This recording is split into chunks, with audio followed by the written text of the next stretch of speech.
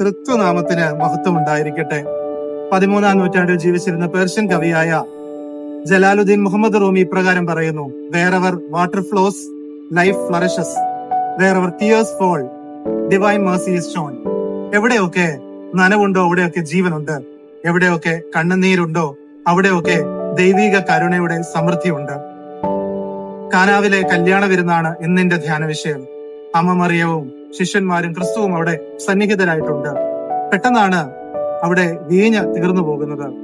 വിശുദ്ധ യോഹന്നാൻ എഴുതിയ രക്ഷാസുവിശേഷം 2-ാം അധ്യായം 1 മുതൽ 11 വരെയുള്ള വാക്യങ്ങൾ നമുക്ക് ഏവർക്കും സുപരിചിതമായ ഈ വേദഭാഗം നമുക്ക് നൽകുന്ന 3 സന്ദേശങ്ങൾ. ഒന്നാമതായി, ഏതവസ്ഥയിലും നമ്മോട് ചേർന്നിരിക്കുന്ന ഒരു ദൈവമുണ്ട്. ആനന്ദത്തിന്റെയും ആഘോഷത്തിന്റെയും നിമിഷങ്ങൾ പെട്ടെന്നാണ് പരിഹാസത്തിന്റെയും കണ്ണുനീരിന്റെയും നിമിഷങ്ങളായി മാറുന്നത്. വീഞ്ഞ് തീർന്നു പോകുന്ന അവസ്ഥ ഒരു യഹൂദനെ സംബന്ധിച്ചിടത്തോളം ഏറെ വിഷമകരമാണ്. അവിടെയാണ് ക്രിസ്തു ഇടപെടുന്നത്. ഏതവസ്ഥയിലും നമ്മോട് ചേർന്നിരിക്കുന്ന ഒരു ദൈവമുണ്ട്. അവിടുന്ന് നമ്മെ തള്ളിക്കളയുന്ന ഒരു ദൈവമല്ല. നമ്മുടെ സങ്കടങ്ങളിൽ ചേർന്നിരുന്ന് നമ്മെ ആശ്വസിപ്പിക്കുന്ന, സാരമില്ലെന്ന് പറഞ്ഞ് ചാരയിരിക്കുന്ന ഒരു ദൈവമുണ്ട്. യെശയ്യാ പ്രവാചകൻ പറയുന്നു: നീ വെള്ളത്തിൽ കൂടെ കടക്കുമ്പോൾ ഞാൻ നിന്നോട് കൂടെ ഇരിക്കും. നീ നദികളിൽ കൂടി കടക്കുമ്പോൾ അത് നിന്റെ മീതെ കവിയുകയില്ല. നീ തീയിൽ കൂടി നടന്നാൽ അഗ്നിജ്വാല നിന്നെ ദഹിപ്പിക്കുകയില്ല. നിന്റെ ദൈവവും ഇസ്രായേലിന്റെ പരിശുദ്ധനുമായ ഞാൻ നിന്റെ രക്ഷകൻ, ഞാൻ നിന്നോട് കൂടെ ഉണ്ട്, ഭയപ്പെടേണ്ട, ഞാൻ നിന്നോട് കൂടെ ഉണ്ട് എന്നുള്ള ആ വാഗ്ദത്തം നമ്മുടെ ജീവിതങ്ങളിൽ അനുഭവിച്ചറിയുവാൻ ഇടയാകണം. ഞാനോ ലോകാവസാനത്തോളം എല്ലാ നാളും നിങ്ങളോട് കൂടെ ഉണ്ട്. എല്ലാം ഉണ്ടെങ്കിലും ദൈവത്തിന്റെ കരുണ നമ്മുടെ ജീവിതങ്ങളിൽ ഇല്ല എങ്കിൽ ഒന്നുമില്ല. അതുകൊണ്ടാണ് പിതാക്കന്മാർ പറയുന്നത് everything minus mercy is equal to nothing. പക്ഷേ nothing plus mercy is equal to everything. ഒന്നുമില്ലായ്മയിൽ ദൈവത്തിന്റെ കരുണ നമ്മുടെ ജീവിതത്തിൽ ഉണ്ടോ? എല്ലാമായി.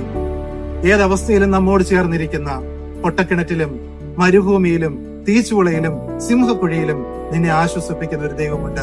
ആ ദൈവത്തിൽ പൂർണ്ണമായി ആശ്രയിപ്പാൻ നമുക്കിടയാകട്ടെ. രണ്ടാമതായി, ഇവിടെ നാം കാണുന്നു സമൃദ്ധിയായി നമ്മുടെ ജീവിതങ്ങളിൽ ഇടപെടുന്ന ഒരു ദൈവമുണ്ട്.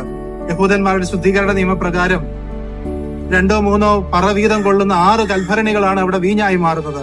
നമുക്കറിയാം, ശുദ്ധീകരണത്തിന് ഉപയോഗിക്കുന്നതിന്റെ എത്രയോ ചെറിയ അംശം മാത്രമാണ് നാം കുടിക്കുന്നതിന് വേണ്ടി ഉപയോഗിക്കുന്നത്. തമ്പുരാൻ നമ്മുടെ ജീവിതങ്ങളിൽ ഇടപെടുമ്പോൾ അളന്ന് തൂക്കി തിട്ടപ്പെടുത്തി അല്ല നൽകുന്നത്. പിന്നെയോ ആകാശത്തിന്റെ കിളിവാതിലുകളെ തുറന്ന് മതിയാകാതെ വണ്ണം നമുക്ക് നൽകുന്ന ഒരു ദൈവമുണ്ട്.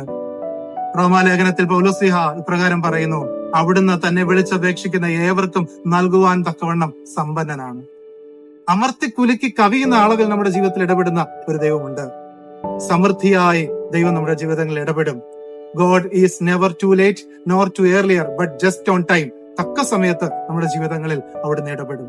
മൂന്നാമതായി ഈ വേദഭാഗം നമ്മോട് പറയുന്ന ഒരു ചിന്ത, ക്രിസ്തു ആഗ്രഹിക്കുന്നത് നമ്മുടെ രൂപാന്തരീകരണമാണ്. വലിയ നോമ്പിലേക്ക് നാം പ്രവേശിക്കുകയാണ്. ഇവിടെ വെള്ളത്തെ മേൽത്തരം വീഞ്ഞാക്കി മാറ്റുന്നു. വേദപുസ്തകത്തിന്റെ മൂലഭാഷയിൽ പെറൂഷ് എന്ന പദമാണ് അവിടെ ഉപയോഗിക്കുന്നത്. അതിന്റെ അർത്ഥം മേൽത്തരം വീഞ്ഞ് എന്നുള്ളതാണ്.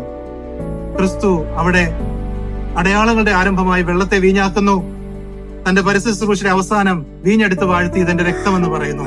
അതായത് ഒരു തരത്തിൽ സാന്ദ്രത കൂടുന്ന അവസ്ഥ നമ്മുടെ ജീവിതത്തിൽ നിന്ന് ക്രിസ്തു ആഗ്രഹിക്കുന്നതാണ്. ഒരു തരത്തിൽ ഈ നോമ്പിലേക്ക് നാം പ്രവേശിക്കുമ്പോൾ കുറെ കൂടി ആഴമുള്ള മനുഷ്യരായി, വേരോട്ടമുള്ള മനുഷ്യരായി ക്രിസ്തുവിൽ വേരൂന്നി ജീവിക്കുവാൻ ഈ നാളുകളിൽ നമുക്ക് സാധ്യമാകട്ടെ. നാം വിളിച്ചപേക്ഷിക്കുന്ന ദൈവം നമ്മെ തള്ളിക്കളയുന്ന ഒരു ദൈവമല്ല.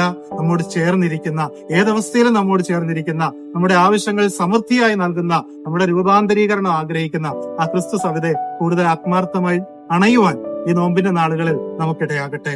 ബാബു എബ്രഹാമിന്റെ കമ്പിളിക്കണ്ടത്തെ കൽഭരണികൾ എന്ന പുസ്തകമാണല്ലോ ഇക്കാലത്ത് ഏറെ ചർച്ച ചെയ്യപ്പെടുന്നത്. അവിടെ ബാബു എബ്രഹാം പ്രകാരം കുറിക്കുന്നു: കമ്പിളിക്കണ്ടത്തെ വക്ക് പൊട്ടിപ്പോയ ആ കൽഭരണികളിൽ ആരൊക്കെയോ കോരി നിറച്ച വെള്ളം മേൽത്തരം വീഞ്ഞായി മാറിയത് അമ്മ മേരിയുടെ നിശ്ചയദാർഢ്യവും കൂടെ നിന്ന അനേകം സഹൃദയരുടെ നിറസാന്നിധ്യവുമാണ്. അനേകരുടെ ജീവിതത്തിൽ പ്രതീക്ഷയോടെ ഇടപെടുവാൻ ഈ നോമ്പുകാലം നമ്മോട് ആഹ്വാനം ചെയ്യുന്നു. നമ്മുടെ ജീവിതങ്ങളിൽ ഏതവസ്ഥയിലും നമ്മോട് ചേർന്നിരിക്കുന്ന ഒരു ദൈവമുണ്ട്. സമൃദ്ധിയായി നമുക്ക് നൽകുന്ന ഒരു ദൈവമുണ്ട്.